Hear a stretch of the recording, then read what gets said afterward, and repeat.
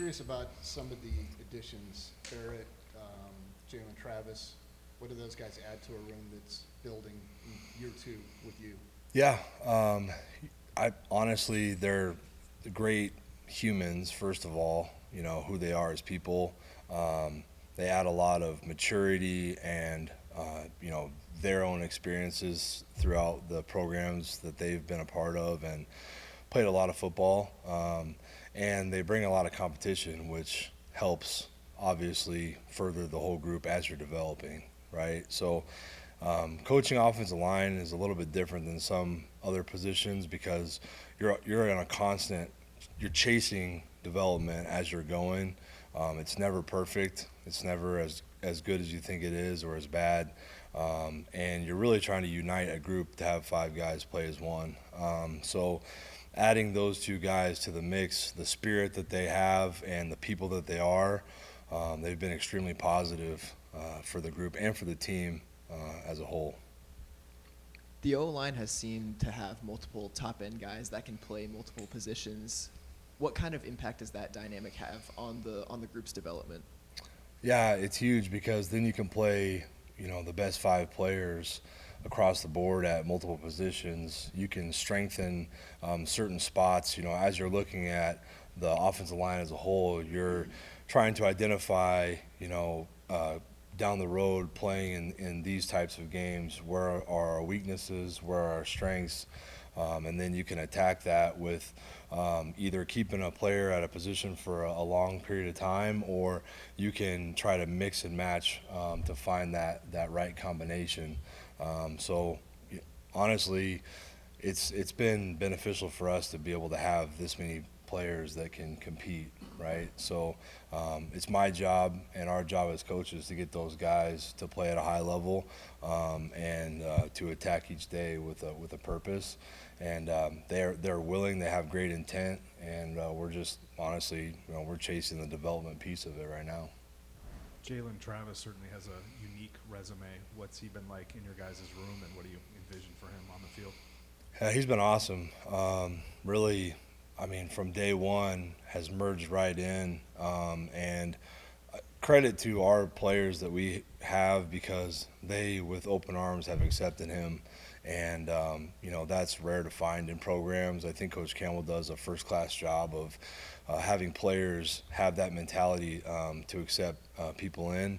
And then for him, he has really no pride, no ego. He's humble, and he came in with the intent to learn and to help in any way possible, and that goes even outside of football. And it's been really fun to watch and see because not just the competitiveness from the rest of the group and himself, from his physical stature and his abilities, which are amazing, but his ability to make friendships, real friendships fast.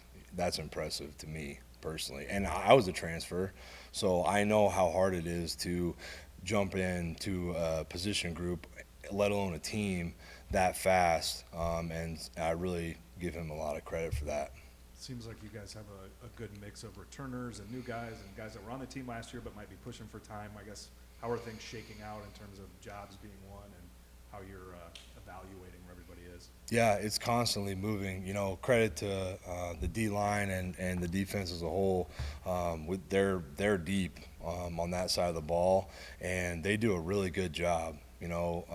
They're for any group that you're going against in practice, you're seeing first-class speed, first-class power, and so it makes us better day by day, and it really it amplifies the level of competition throughout practice, which is what you need to see who, when put in those situations, can succeed, right? And I think what Coach Campbell, the way that we've done fall camp and his vision for us, especially even as an offensive line, is let's see who thrives in hard situations to build trust and really, that way we know that on Saturdays we can rely on them in the game. And that's really what you need as an offensive line.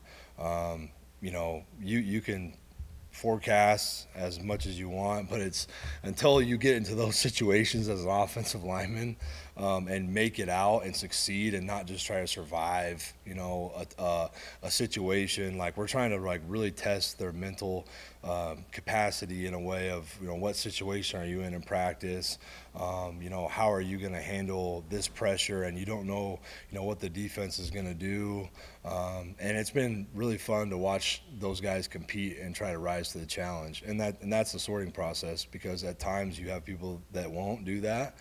And as a coach, you're watching that and you're trying to see how they react to those situations. And you're really day by day, really kind of going through the grades, looking at it, going, okay, these are the people that we can trust on Saturdays. And that's what we're looking for. James Neal, how did you shift his mindset from basketball to football? Yeah, I mean, I don't know a lot about basketball, so I don't think we've had a lot of like basketball conversations. Maybe that helps, because we never just talk about basketball. But with him, the thing that's different about that what I'm working on James with currently is, when you're a basketball player, those fluid lateral movements that are really fast, he's one of the fast, like he can bend his body, and he at times can cross over and run laterally, but as an offensive lineman, you need to really keep your feet in the ground, right? So he can sometimes get overextended at times. Like, that's what we're working through, is almost like he's so athletic that you have to kind of get him back a little bit into, hey, but I love the movement that you're doing, but I need this as the finished result. And the cool thing with him is that he's always trying to learn and develop as he goes. But it's fun. It's a good thing to say that, because he has that talent to where he has that lateral. Like, I never had anything close to that. I mean, I was like straight line. But to see him like bend and move his body, out in space even, it's it's fun to watch. But you could tell he's a basketball player, like the way he moves. And then it's my job to get him to put his feet in the ground and, not try to like move around people, but move through them. And then how did you get everybody to return? I mean, I don't think it was anything that I did. I think it's all about the team, for these guys. They really care about each other. As an offensive line, you have to have that. That's the number one. That's my number one goal, even when I first got here, was to build trust within the group, and trust in me, and then in the same way that I can trust those guys, and honestly, it's really just them. Like, I'm not going to take any credit for it. Like, they love each other, and they want to do something special, and they believe in this place. How did Dalen impress you before the injury, and then how did he continue to impress you as he battled back from it and deeper snaps? That's a great question.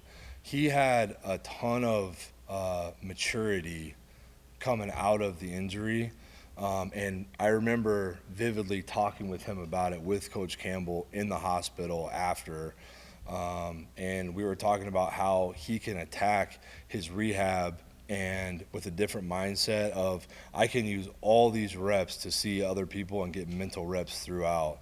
And he's so much more focused. He understands what's going on to a different level than just his job. He can make position moves in a day and go out there and perform at a high level. And that's the cool thing about Dalen. And that has happened very recently. I mean, a drop of a hat, hey, new position, different side, and goes out there and plays at a high level. And like that, he couldn't do that before, but he can now because of the way he attacked his rehab, and he used his time while he was healing to get mentally better.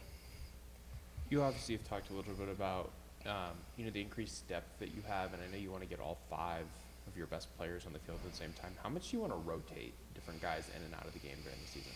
Yeah, I think that all depends on the tempo that you're playing. Obviously, when I was a player, we rotated a lot, being in a high-tempo offense.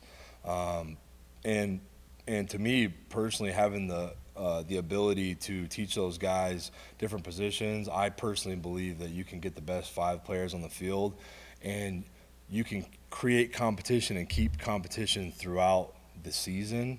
So whether or not it's rotating in a game, or just being able, because we did that last year, multiple games, or just being able to, hey, new game, hey, it's open competition this week, and these are the positions that we need to improve on, and having those guys, have the ability to then go compete for that. So within a game, it would depend on, long answer to your question. I could talk football all day, but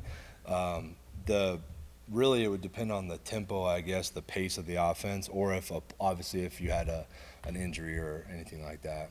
Another thing I wanted to ask you about, Jalen Travis, 6'8", 6'9", James Neal, 6'6", 6'7", Tyler Miller's similar size. How advantageous is it for you to have increased size across, 3-4 positions along your offensive line? Yeah, I mean, it's big from a length advantage. And I think this conference has some of the best defenders. I mean, even on our team, like, sometimes I walk by guys like T.O., and I'm just like, man, it's like, I definitely couldn't block him even when I was a player, like, he is so like, we have talented players, but man, like, across every time we line up against a new team in this conference, I look at the roster and then I watch the tape and I'm like, oh man, like, look at these, like, how talented these D linemen are, right? How fast the linebackers are. It's wild. So having length and the ability to play with length at offensive line is huge. So that, to me, moreover, the height part of it is the length piece, because those players that you mentioned are all extremely long, and that's really what you're looking for. You talked about Dalen moving around. James talked about practicing inside, and I know you've talked about versatility a ton. How much might we see guys that played a lot at one position last year move this year? A lot, yeah. They know that the cool thing with us is it's not even really about us rotating, you up with the first group in practice. Like, I don't personally look at those first two groups as the first two groups. I'm looking at their individual performances because, like I said earlier, our D-line is deep. So you're playing against extreme talent, and no, it doesn't really matter which group you're in, really, honestly. So I'm evaluating, and our linebackers the same way, the speed, the athleticism that they have. So I'm more evaluating them in their daily, maybe a good example to a question earlier, like the situation that you're in today, how mentally locked in are you to that situation? Because to me, having those mental mistakes, like, that's a fundamental in football, right? Like, you're either locked in or you're not. If the head coach says, this is the situation today, I want you to win this situation, and you fail to win, that's like you failed that day, right? So having to see which guys are going to strain to win that situation. If the head coach asks you to do something, like, this is what we're going to do today, and it's been fun to see. We don't have a ton of guys that are like hooting and hollering, or even kind of, hey, where am I going to get a rep at this today or this? They're just going out there and going like, where do you want me to play? I'm ready, to your original question. And it's fun to see that as a coach, because they just want to get on the field and they want to play, and they do have love and care for each other, and they are excited to see each other do well, which is a theme for this team this year, and that's what I'm excited about.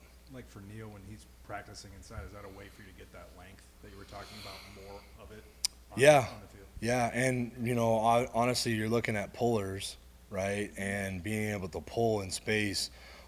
That's a really, really hard skill. I would say one of the hardest things, because you get so amped up to pull, right? We pull right, we pull left, we're pulling all over the place. And you're so locked in. I try to you're not really, it might not be that exact person that you see over there that you're going to pull for, right, with multiple defenses. So for them to get to the spot and then have the correct reaction, it's on me to keep it simple for them so that they can adjust. Our guys on pulling currently have done an amazing job. We've had new fundamental drills. We're using new techniques, and they have been doing a great job on pulling. It's been fun to watch. Part of that is asking the players to do the same techniques or similar techniques throughout multiple pulling schemes, and having the right players to pull. And you have to have fluid hips. I mean, you have to be able to change direction like that. And a guy like James, Dalen, like they have that ability. They can do that, and that's fun to watch. Trevor Burr, I mean, we've got guys that can really turn and pivot and go. Dylan Barrett, for his size, is an amazing puller.